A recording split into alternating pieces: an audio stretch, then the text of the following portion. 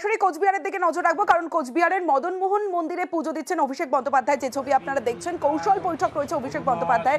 তার আগে মদন মোহন মন্দিরে পুজো দিচ্ছেন তৃণমূলের সর্বভারতীয় সাধারণ সম্পাদক। এবং সামনেই লোকসভা নির্বাচন, আর ভোটের আগে সাংগঠনিক বৈঠক অভিষেকের। আবির রয়েছে আমার সঙ্গে। আবির, মূলত কোন কোন বিষয়ে জোর দেওয়ার জন্য এই বৈঠকে আলোচনা করবেন আজ অভিষেক বন্দ্যোপাধ্যায়? দেখো, কোচবিহার লোকসভার মধ্যে যে বিধানসভাগুলি রয়েছে, প্রত্যেকটা বিধানসভার হচ্ছে আলাদা আলাদা স্ট্র্যাটেজি রয়েছে এবং তাদের বৈশিষ্ট্য আলাদা। সিএ ঘোষণা হয়ে যাওয়া, রাজবংশী ভোট, এই ফ্যাক্টর অবশ্যই সাধারণভাবে কোচবিহার লোকসভার ক্ষেত্রে একটা ভূমিকা পালন করে।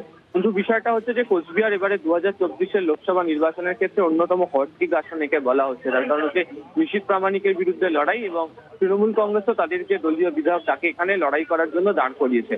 সাম্প্রতিক সময় অন্তত নির্বাচন ঘোষণা হয়ে যাবার পর দেখতে পাওয়া গিয়েছে যে গত কয়েকদিনে কোচবিহারে একাধিক রাজনৈতিক অশান্তির ঘটনার বারবার ধরে সামনে এসছে এবং দুপক্ষই একে অপরের বিরুদ্ধে তোপ দাগতে শুরু করেছে।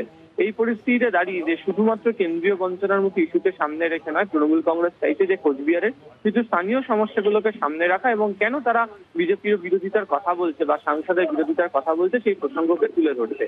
এটা ঠিক যে 2019-এর পর এই জেলাতে তৃণমূল কংগ্রেস তাদের সংগঠনে একাধিক বদল এনেছে। বিশেষ করে হচ্ছে যারা জেলা সভাপতি রয়েছেন সেখানে একাধিক বদল করা হয়েছে। এবং হচ্ছে কোচবিহার জেলার ক্ষেত্রে দেখতে গিয়েছিল যে প্রথম দিকে যে সমস্ত নেতারা দায়িত্ব রয়েছেন একে অপরের মধ্যে সংযোগের একটা অভাবও বিভিন্ন সময় লক্ষ্য করতে পারা গিয়েছিল।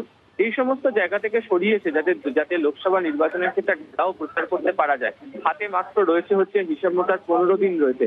এই 15 দিন যাতে মাঠে ময়দানে থেকে তৃণমূল কংগ্রেসের কর্মীরা প্রচারের ক্ষেত্রে থাকেন, এবং বিশেষ করে প্রত্যেকটা গ্রামাঞ্চলের ক্ষেত্রে গিয়ে কোন ধরনের প্রচারের ক্ষেত্রে ইস্যুতে তারা ব্যবহার করতে চান, মূলত সেই সংক্রান্ত বার্তাই আজকে অভিষেক বন্দ্যোপাধ্যায় রাখতে চলেছেন তারই কৌশল বৈঠক। বেশ আবির।